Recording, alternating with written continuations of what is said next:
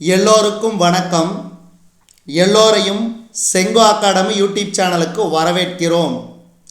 இந்த காணொளியில் நாம் பார்க்கவிருப்பது 10th social science test number 8க்கான காணொளி. டெஸ்ட் நம்பர் 8க்கான காணொளி. இதுவரைக்கும் நம்ம செங்கோ அகாடமி யூடியூப் சேனலை சப்ஸ்கிரைப் பண்ணாதீங்க, சப்ஸ்கிரைப் பண்ணிக்கங்க. மொத்தம் 9 டெஸ்ட்டில் இது வந்து 8வது டெஸ்ட்டு. இன்னும் ஒரு டெஸ்ட் மட்டும்தான் இருக்குது. எங்கே நான் வீடியோ போடுறேன், நிறைய பேர் பார்க்குறதே இல்லை. நம்ம வீடியோஸ் வந்து நிறைய பேர் பாருங்கள் நண்பர்களே, பாருங்கள் தேர்வர்களே. தேர்வுக்கு தயாராகிட்டு இருக்கிற நண்பர்கள், அத்தனை நண்பர்களும் பாருங்கள். முதல் கேள்வி, இந்திய உச்சநீதிமன்றம் தலைமை நீதிபதியை டேஸ் நியமிக்கிறார்? குடியரசுத் தலைவர். இரண்டாவது கேள்வி, மத்திய அரசின் சட்டம் இயற்றும் அங்கமாக டேஸ் திகழ்கிறது? இதுக்கு சரியான விடை நாடாளுமன்றம். அடுத்து மூன்றாவது கேள்வி, உச்சநீதிமன்றம் அரசியலமைப்பின் பாதுகாவலர். சரி. இந்தியாவின் தலைமை நீதிபதி மக்களால் தேர்ந்தெடுக்கப்படுகிறார். தவறு. உயர் நீதிமன்றம் மேல்முறையீட்டின் உயர்ந்த நீதிமன்றம். தவறு. உச்சநீதிமன்றத்தின் தலைமையிடம் புதுதில்லியில் உள்ளது. அப்போ 1 மற்றும் 4 மிகச்சரியானது. அடுத்து நான்காவது கேள்வி, மக்களவையின் தலைவர் சபாநாயகர், குடியரசுத் தலைவர் கிடையாது. சபாநாயகர் நாடாளுமன்றத்தின் 2 அவைகளுக்கு தலைமை வகிப்பார். சரி. சபாநாயகர் மக்களவை உறுப்பினர்களால் தேர்ந்தெடுக்கப்படுகிறார். சரி. சபாநாயகர் இல்லாத பட்சத்தில் குடியரசுத் தலைவர் மக்களவையை வழிநடத்துவார். தவறு. அப்போ 2 மற்றும் 3 சரி. அடுத்து ஐந்தாவது கேள்வி, இந்திய அரசியலமைப்பு சட்டப்பிரிவு 76 இந்திய அரசின் தலைமை வழக்குரைஞரை நியமிக்க வழிவகை செய்கிறது. சரி. இவர் நாட்டின் உயர் சட்ட அதிகாரி ஆவார். சரி. அடுத்து, இவரை பிரதம அமைச்சர் நியமிக்கிறார். தவறு. உச்சநீதிமன்ற நீதிபதியாக தேவையான தகுதிகளை இவரும் கொண்டிருக்க வேண்டும். சரி. 1, 2, 4 சரி. அடுத்த ஆறாவது கேள்வி, மாநில ஆளுநரை நியமிப்பவர். மாநில ஆளுநரை நியமிப்பவர் குடியரசுத் தலைவர். குடியரசுத் தலைவர். அடுத்து ஏழாவது கேள்வி, மாநில சபாநாயகர் ஒரு. மாநில சபாநாயகர் ஒரு. மேற்கண்ட எதுவுமில்லை. மாநில தலைவர், அரசின் தலைவர், குடியரசுத் தலைவரின் முகவர். மேற்கண்ட எதுவுமில்லை. அடுத்து இதில் வந்து எதுவுமே கிடையாது. எட்டாவது கேள்வி, கீழ்காணும் எந்த ஒன்று ஆளுநரின் அதிகாரம் அல்ல? தூதரகம். ஆங்கிலோ இந்தியன் வகுப்பினரிடமிருந்து ஒரு பிரதிநிதியை சட்டமன்றத்திற்கு யார் நியமிக்கிறார்? ஆளுநர். ஆளுநர் யாரை நியமனம் செய்வதில்லை? உயர் நீதிமன்ற நீதிபதிகளை. அமைச்சரவையின் தலைவர். அமைச்சரவையின் தலைவர் முதலமைச்சர். மேலவை உறுப்பினராவதற்கு குறைந்தபட்ச வயது. மேலவை உறுப்பினராவதற்கு குறைந்தபட்ச வயது 30 வயது. கீழ்காணும் மாநிலங்களில் எந்த ஒன்று ஈரவை சட்டமன்றத்தை பெற்றிருக்கவில்லை? தமிழ்நாடு. மீதி 3 பாருங்க, ஆந்திர பிரதேசம், தெலுங்கானா, உத்தரப்பிரதேசம்லாம் ஈரவைகளை கொண்ட சட்டமன்றங்கள். இந்தியாவில் முதலில் உயர் நீதிமன்றங்கள் தொடங்கப்பட்ட இடங்கள். கல்கத்தா, பம்பாய், சென்னை. கல்கத்தா, பம்பாய், சென்னை. கீழ்காணும் எந்த மாநிலங்கள் பொதுவான உயர் நீதிமன்றத்தை பெற்றுள்ளன? பஞ்சாப் மற்றும் ஹரியானா. பஞ்சாப் மற்றும் ஹரியானா. அடுத்து 16வது கேள்வி, மாநில சட்டமன்றத்திற்கு சட்ட அதிகார வரம்பு உண்டு. சரி. குடியரசுத் தலைவரின் ஒப்புதலுடன் மட்டுமே மாநில பட்டியலில் உள்ள சில மசோதாக்களை சட்டமன்றத்தில் அறிமுகம் செய்யலாம். தவறு. அப்போ கூற்று சரி, ஆனால் காரணம் தவறு. அடுத்து, மாநில நிர்வாகத்தின் அரசியலமைப்பு தலைவர். ஆளுநர். அரசியலமைப்பு தலைவர் ஆளுநர். மாநில ஆளுநரின் நிர்வாக அதிகாரத்தை பற்றி கூறும் அரசியலமைப்பு பிரிவு. மாநில ஆளுநரின் நிர்வாக அதிகாரத்தை பற்றி கூறும் அரசியலமைப்பு பிரிவு 154. தமிழ்நாடு சட்டமேலவை நீக்கப்பட்ட வருடம் 1986. மாநிலத்தின் உண்மையான நிர்வாகி. மாநிலத்தின் உண்மையான நிர்வாகி ஆளுநர். அடுத்து, ஆளுநராக பதவியேற்பவர் டேஸ் வயது நிரம்பியவராக இருத்தல் வேண்டும். 35. அவசர நிலை பிரகடனம் செய்யப்படும் பொழுது நேரடியாக ஆட்சி செய்பவர்.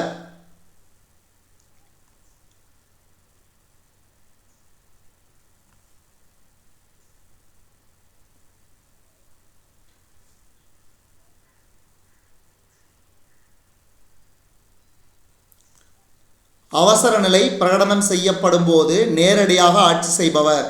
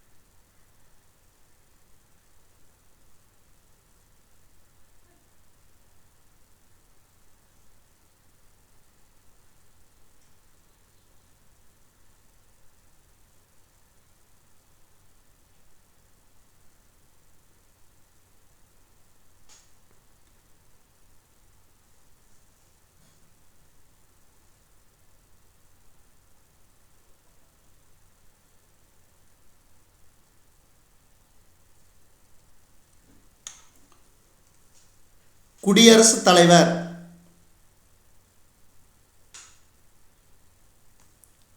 அதாவது இது மாநிலத்தில் ஆளுநர், அதே நாடாக இருந்துச்சுன்னா அதுக்கு குடியரசுத் தலைவர். இதெல்லாம் ஞாபகம் வச்சுக்கணும். ஒவ்வொரு மாநிலத்தில் அவசர நிலை பிரகடனம்னா ஆளுநர். இது மாநில அவசர நிலை. இதனால ஞாபகம் வச்சுக்கோங்க. கேள்வி கொஞ்சம் தவறாகுது. அடுத்து 23வது கேள்வி.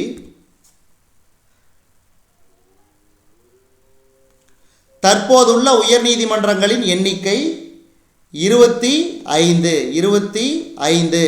அடுத்து, உலகிலேயே இரண்டாவது பெரிய நீதித்துறை வளாகம். உலகிலேயே இரண்டாவது பெரிய நீதித்துறை வளாகம் சென்னை உயர்நீதிமன்றம். அடுத்து, மாநில ஆளுநராக ஒருவர் 35 வயதை நிறைவு செய்ய வேண்டும். அடுத்து 26. ஆங்கிலோ இந்தியன் சமுதாயத்திலிருந்து மாநில சட்டமன்றத்திற்கு ஒரு உறுப்பினரை ஆளுநர் நியமிப்பார். டேஸ் மாநில அரசின் தலைவர். இதுக்கு வந்து முதலமைச்சர் தான் மாநில அரசின் தலைவர். அதே அரசியலமைப்பு தலைவர் ஆளுநர். டேஸ் மாநில சட்டமன்றத்திற்கு கூட்டாக பொறுப்பானது. இதுக்கு வந்து அமைச்சரவை. அடுத்து 29. சட்டமன்ற உறுப்பினர்களின் எண்ணிக்கை டேஸை பொறுத்து மாநிலத்திற்கு மாநிலம் வேறுபடுகிறது. மக்கள் தொகையை பொறுத்து. அடுத்து சட்ட மேலவை உறுப்பினர்களின் எண்ணிக்கை அம்மாநில சட்டமன்ற கீழவையின் மொத்த உறுப்பினர்களின் எண்ணிக்கையில் டேஸுக்கு மிகாமல் இருக்க வேண்டும். அதாவது 1/3 மிகாமல் இருக்க வேண்டும். அடுத்து 31. டேஸ் மாநிலங்களின் 2 சட்டமன்றம் உள்ளது. இதுக்கு சரியான விடை 7 மாநிலங்களில். அடுத்து சட்டமன்றம் ஒரு தீர்மானத்தின் மூலம் 14 நாட்கள் அறிவிப்பு கொடுத்த பிறகு சபாநாயகரை பதவி நீக்கம் செய்யலாம். அடுத்து 33.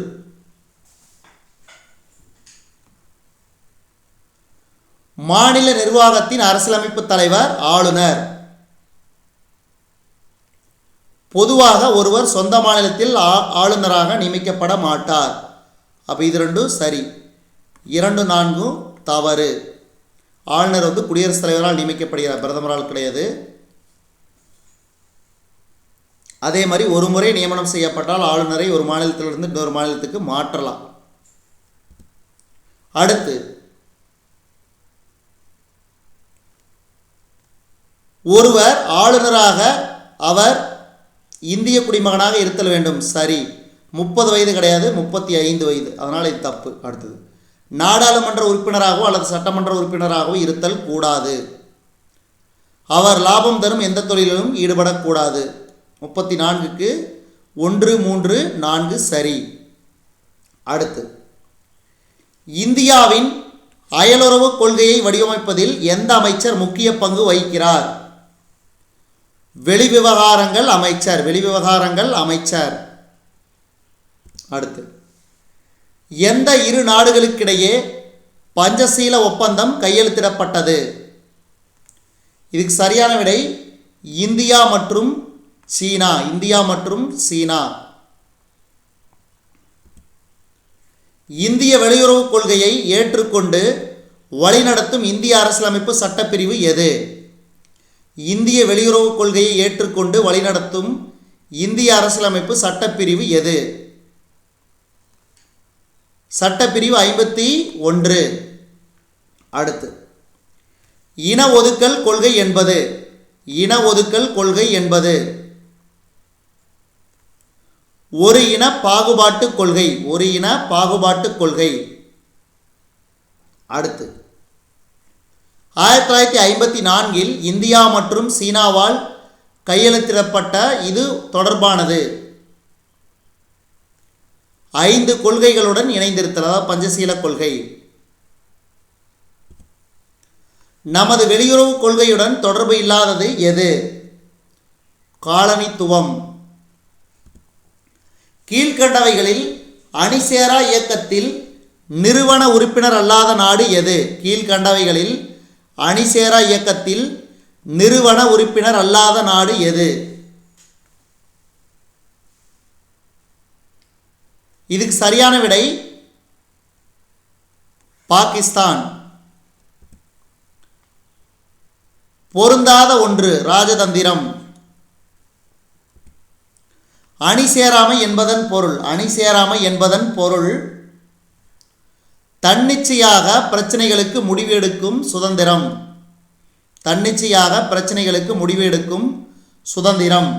அடுத்து 44 இராணுவம் சாராத பிரச்சனைகள் என்பது இவை அனைத்தும் ஆற்றல் பாதுகாப்பு, நீர் பாதுகாப்பு, தொற்று நோய்கள். அடுத்து 45 பின்வருவனவற்றை கால வரிசைப்படுத்தி கீழே கொடுக்கப்பட்டுள்ள குறியீடுகளிலிருந்து சரியான விடையை தேர்ந்தெடுக்கவும். இப்போ முதல்ல பஞ்சசீலம், அதுக்கு அடுத்தது 20 ஆண்டுகள் ஒப்பந்தம், மூன்றாவது இந்தியாவின் முதல் அணு வெடிப்பு சோதனை, சீனாவின் அணுவெடிப்பு சோதனை கடைசி. அப்போ ஆப்ஷன் ஆ. அடுத்து, பின்வருவனவற்றில் அணிசேரா இயக்கத்துடன் தொடர்பு இல்லாதது எது? இதில் 2 மட்டும். இதன் நோக்கம் இராணுவ கூட்டமைப்பில் சேர்ந்து வெளிவிவகாரங்களில் தேசிய சுதந்திரத்தை பராமரித்தல். அப்போ 2 மட்டும் தவறு. அடுத்து 47. 1971 இந்தோ சோவியத் ஒப்பந்தத்தின் மூலம் இந்தியா சோவியத் யூனியனுடன் இணைந்தது. சரி, ஆனால் காரணம் தவறு. கூற்று சரி, காரணம் தவறு. அடுத்து, பஞ்சசீல கொள்கை என்பது எந்த ஆண்டு கையெழுத்தானது? 1954. டேஸ் என்பது நாட்டு மக்களின் சிறந்த நலன்கள் மற்றும் பொருளாதார கொள்கையை பாதுகாக்க முயல்கிறது. இதுக்கு சரியான விடை வெளியுறவு கொள்கை. வெளியுறவு கொள்கை. இந்திய அரசியலமைப்பு சட்டம் டேஸ் இந்தியாவின் வெளியுறவு கொள்கையை வரையறுக்கிறது. இதுக்கு சரியான விடை சட்டப்பிரிவு 51. அடுத்து, வெளியுறவு அமைச்சகம் என்பதன் மறுபெயர். வெளியுறவு அமைச்சகம் என்பதன் மறுபெயர் இந்திய வெளிவிவகார அமைச்சரவை. அடுத்து, இந்திய வெளிநாட்டு சேவை பயிற்சி நிறுவனம் எப்பொழுது நிறுவப்பட்டது? 1986. டேஸ் அணிசேரா இயக்கம் என்ற வழியை தேர்ந்தெடுத்தார்? ஜவஹர்லால் நேரு. பஞ்சசீல கொள்கைகள் பாண்டுங் பிரகடனத்தில் சேர்க்கப்பட்டுள்ளன. சார்க் நாடுகளின் கூட்டமைப்பு என்பது 8 நாடுகளின் பொருளாதார புவி அரசியல் அமைப்பாகும். சார்க் அமைப்பின் தொடர் பேரிடர் மேலாண்மை மையம் டேஸில் அமைக்கப்பட்டுள்ளது. புதுடெல்லி. டேஸ் சார்க் அமைப்பின் உறுப்பு நாடுகள் அல்ல. மியான்மர். சார்க் பிராந்தியத்திற்கான செய்தி தொடர்பு மற்றும் வானிலைக்காக சார்க் அமைப்பு செயற்கைக்கோளை செலுத்தியுள்ளது. அணிசேரா இயக்கமானது டேஸ் உறுப்பு நாடுகளையும் டேஸ் சர்வதேச நிறுவனங்களையும் கொண்டுள்ளது. 120 உறுப்பு நாடுகளையும் 10 சர்வதேச நிறுவனங்களையும் கொண்டுள்ளது. மக்மகான் எல்லை கோடு எந்த 2 நாடுகளுக்கு இடையே உள்ள எல்லை? இந்தியா மற்றும் சீனா. மக்மகான். இந்தியா பின்வருவனவற்றுள் எந்த அமைப்பில் உறுப்பினராக இல்லை?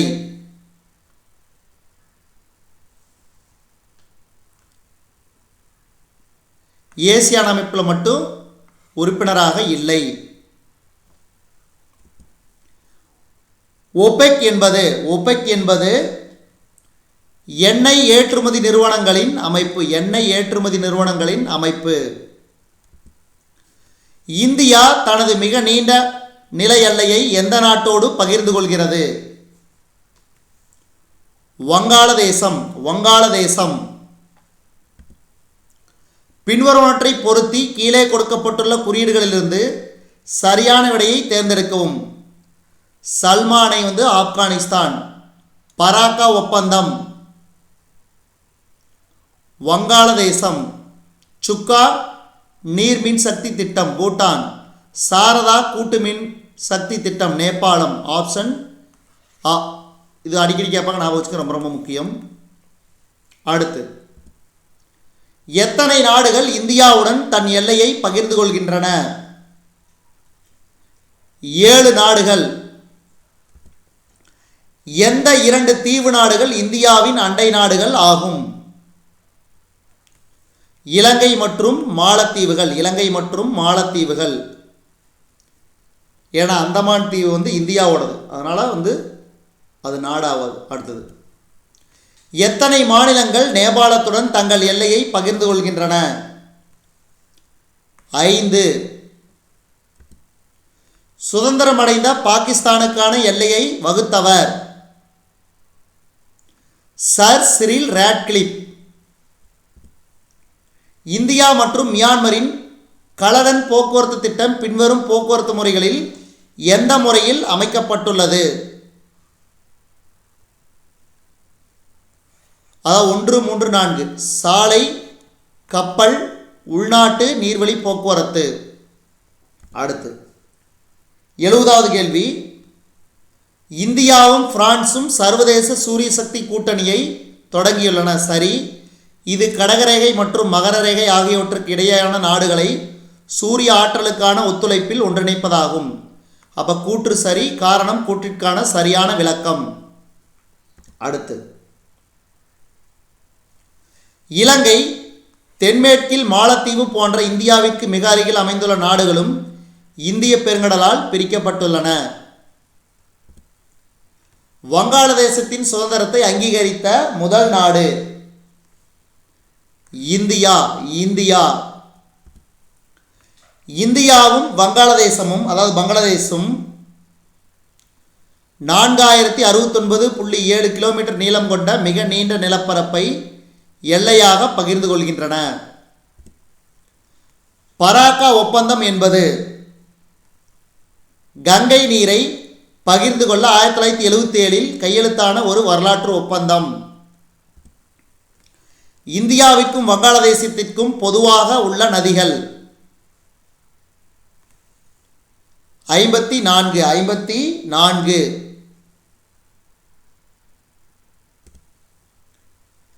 நாடுகளுக்கிடையேயான பிரச்சனைகளை தீர்ப்பதற்கு அமைதியை பின்பற்றுவதை முன்னரே ஆதரித்தவர் புத்தர். இந்தியா பூட்டான் இடையே ராஜதந்திர உறவுகள் டேசாம் ஆண்டு தொடங்கியது? 1968.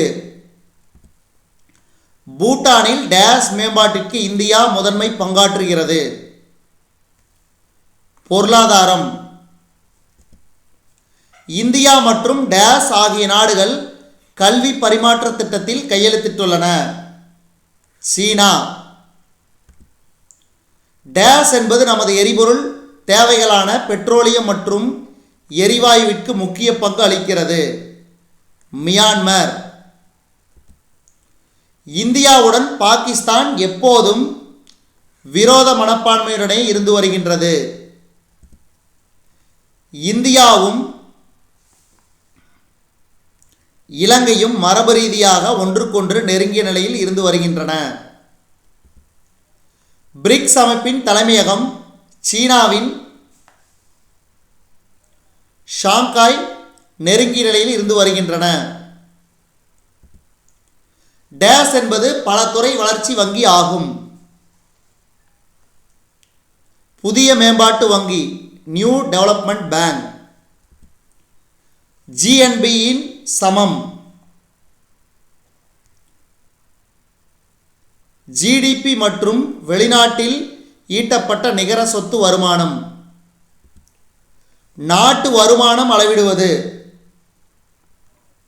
பண்டங்கள் மற்றும் பணிகளின் மொத்த மதிப்பு. முதன்மை துறை இதனை உள்ளடக்கியது? வேளாண்மை.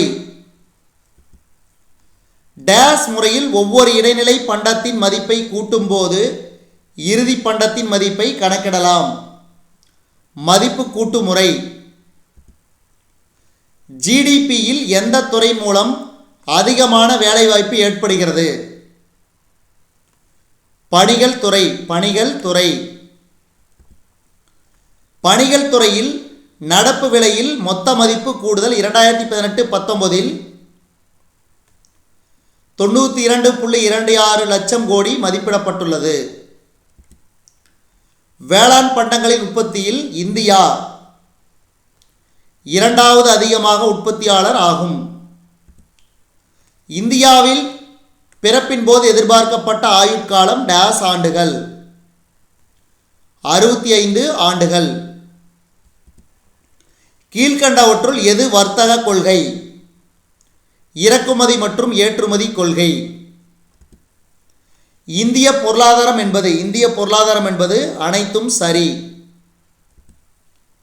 ஒரு குறிப்பிட்ட காலத்தில் ஒரு நாட்டில் உற்பத்தி செய்யப்படுகின்ற அனைத்து பண்டங்கள் மற்றும் பணிகளின் அங்காடி மதிப்பை டேஸ் என்னும் பதத்தால் குறிப்பிடலாம். மொத்த உள்நாட்டு உற்பத்தி. டேஸ் என்பது ஒரு நாட்டில் ஓராண்டில் உற்பத்தி செய்யப்பட்ட பண்டங்கள் மற்றும் பணிகளின் மொத்த மதிப்பு ஆகும். நாட்டு வருமானம். நிகர நாட்டு உற்பத்தி எவ்வாறு குறிப்பிடப்படும்? நிகர நாட்டு உற்பத்தி சமம் மொத்த நாட்டு உற்பத்தி கழித்தல் தேய்மானம். செலவிட தகுதியான வருமானம் என்பதை கீழ்கண்டவற்றுள் எவ்வாறு குறிக்கலாம்? தனிப்பட்ட வருமானம் கழித்தல் நேர்முக வரி.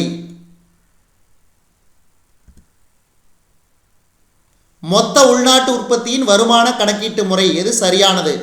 வருமானம் சமம் கூலி கூட்டல் வாரம் கூட்டல் வட்டி கூட்டல் லாபம். ஜிடிபி சம்பந்தப்பட்ட ஆவணங்களை பாதுகாப்பது எது? மத்திய புள்ளியியல் அமைப்பு. இதுவரைக்கும் நம்ம பார்த்தது test number 8 10th social science. இன்னும் ஒரே ஒரு டெஸ்ட் மட்டும்தான் பாக்கி இருக்குது, மீதி இருக்குது. அதனால் தொடர்ந்து நம்ம செங்கோ அகாடமி யூடியூப் சேனலுக்கு ஆதரவு தெரிவிக்கிற தேர்வர்கள் அனைவருக்கும் நன்றி. அதே மாதிரி சப்ஸ்கிரைப் பண்ணிவிட்டு தொடர்ந்து நம்ம சேனலோடு இணைந்திருங்கள். ஒரு சில கேள்விகள் தவறு இருக்கத்தான் செய்யும், அது ஹியூமன் எரர். அதனால் நீங்கள் கீழே கமெண்ட் பண்ணிங்கன்னா அதுக்கு ஆன்சர் என்னன்னு நான் சொல்லிடுவேன். அதனால் நீங்கள் அதை ஒன்றை பார்த்துட்டு 100 கேள்வினா 99 கேள்வி மிகச்சரியானது, அதை மிஸ் பண்ணிடக்கூடாது. நன்றி, வணக்கம்.